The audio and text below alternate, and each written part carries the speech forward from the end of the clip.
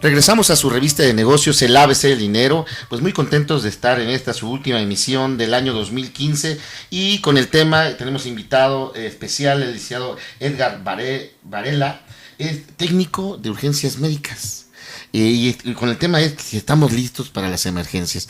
Precisamente antes de irnos al corte estábamos comentando pues que cómo las emergencias impactan y impactan fuerte sobre las empresas, sobre los negocios, obviamente sobre las familias, pero hablando de negocio, hablando con empresas, vemos en México como hilo de media, como nada más jalándole tantito en cuestión de la seguridad, como muchas de nuestras empresas mexicanas adolecen de lo más básico en cuestión de seguridad, de medición de riesgos, de salubridad.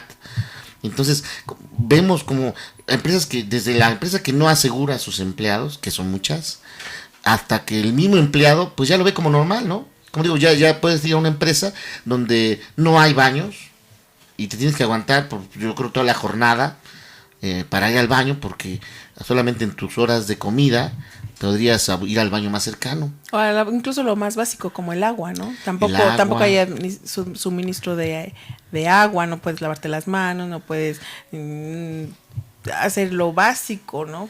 Como es incluso jabón, o sea, hay muchísimas detalles que iríamos marcando, pero este programa no nos daría tiempo, ¿no? Y hablamos precisamente en el corte, Edgar, acudíamos a ti, a tu experiencia, porque precisamente lo vemos tan normal y en comparativa, nos decías precisamente en el corte, que bueno, nosotros como empresarios decimos, no, pero pues es que yo tengo que invertirle, al final de cuentas radica en una inversión y cuánto es costeable, ¿no? O sea, es como decirle a la que vende gorditas que no ponga el tanque de gas ahí donde lo pone, ¿no? Del anafre.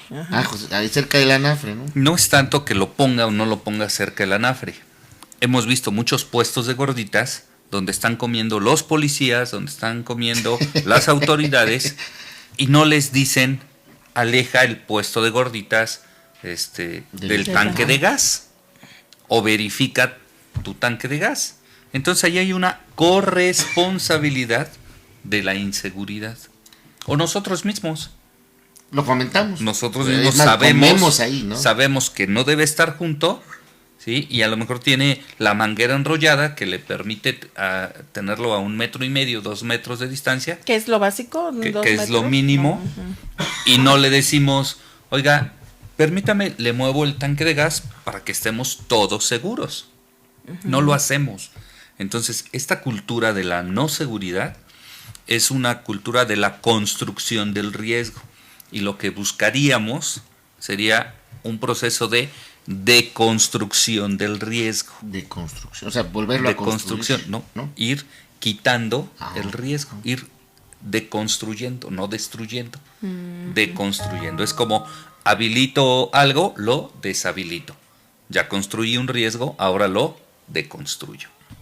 Dentro de los términos de la gestión integral de reducción del riesgo. Cuando hablamos de competitividad en las empresas, yo pienso que este es un factor, porque muchas veces nosotros estamos tan acostumbrados a no exigir lo que debe incluir un producto, que México es considerado en muchos aspectos pues un campo de oportunidad, hablando de otros países, porque a un mexicano le puedes proveer un servicio de muy poca calidad, porque está acostumbrado a recibirlo, ¿me explico? O sea, en otras palabras, si tú quieres comprar un licuado, pues lo correcto es que te den tu vaso de licuado limpio, no estrellado, con su popote, su servilleta, o sea, y todos los elementos que conlleva ese licuado, producto, o sea, hablando de ese producto. Pero estamos tan acostumbrados a que no nos lo den, que cuando vamos a un lugar en particular, pues te lo pueden dar al mismo precio, pero el vaso estrellado, que ya es un riesgo que te puede sangrar los labios, a lo mejor no te dan el popote sucio, a lo mejor no te dan servilleta, ¿sí me explico? A lo mejor ni siquiera hay bancos, no hay donde sentarse. ¿Sí me explico? Entonces, estamos dispuestos a pagar la misma cantidad de dinero que pagaría otra persona de otro país por un producto similar, pero en condiciones más desmejoradas para nosotros. ¿Me explico?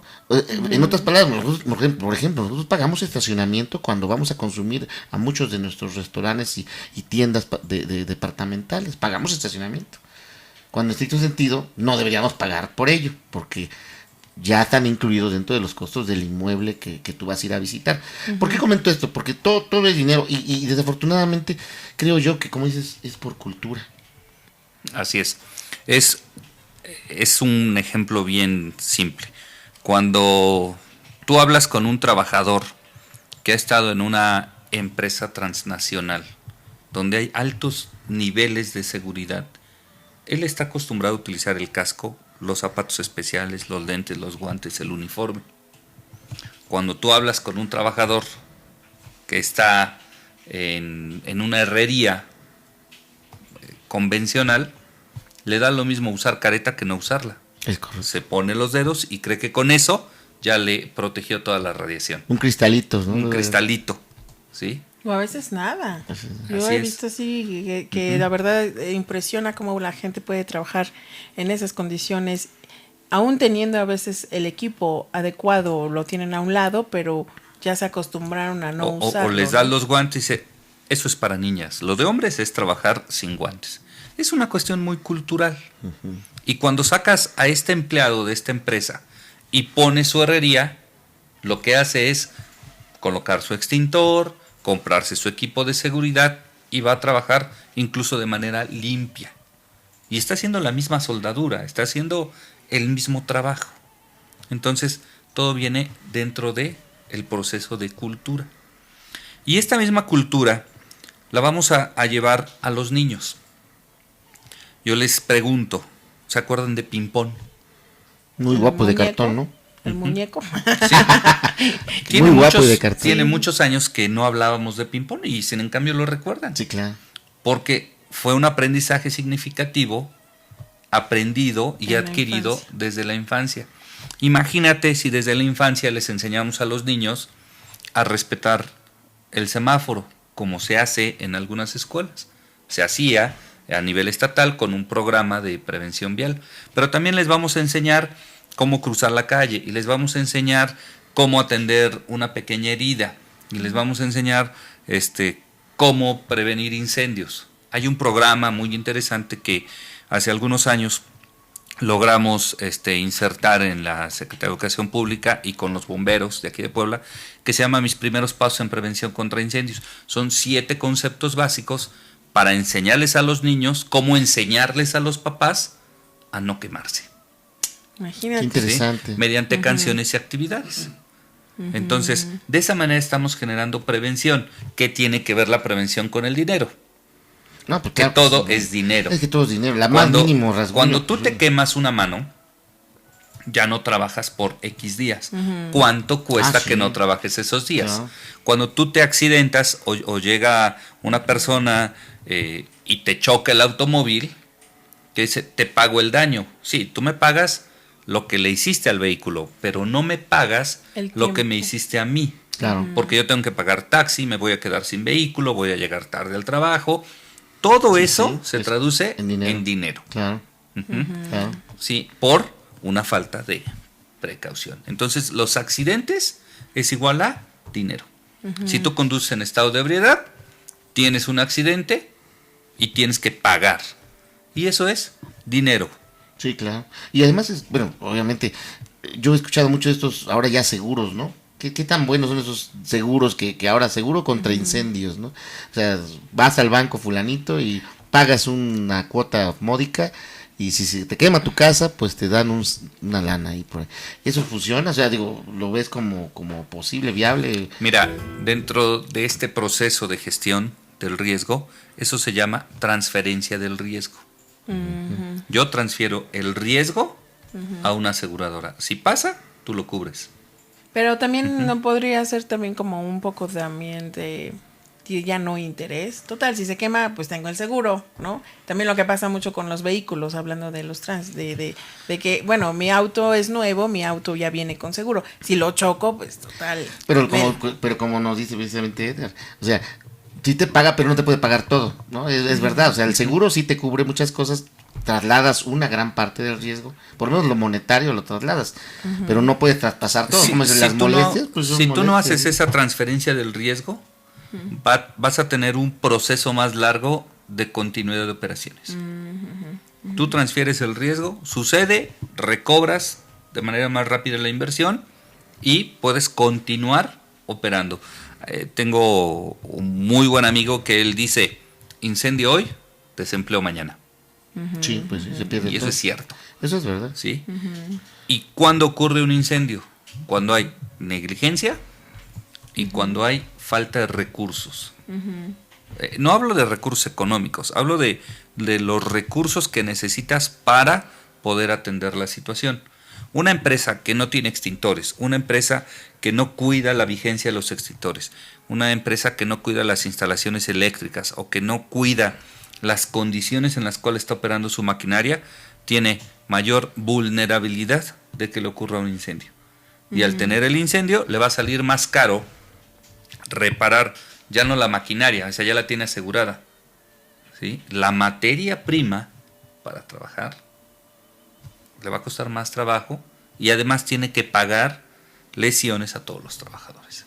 Entonces, hay que ver la seguridad no como un gasto, sino como una inversión. Claro. ¿Que es un gasto fuerte? Sí, pero es un gasto en proporción al riesgo que tienes. Y es ahí donde se tiene que hacer un análisis de riesgos y recursos. Una Análisis de riesgo. R por riesgo y una R por recurso. RR. Hay que cuidar que la R del riesgo no sea mayúscula y la R del recurso sea minúscula.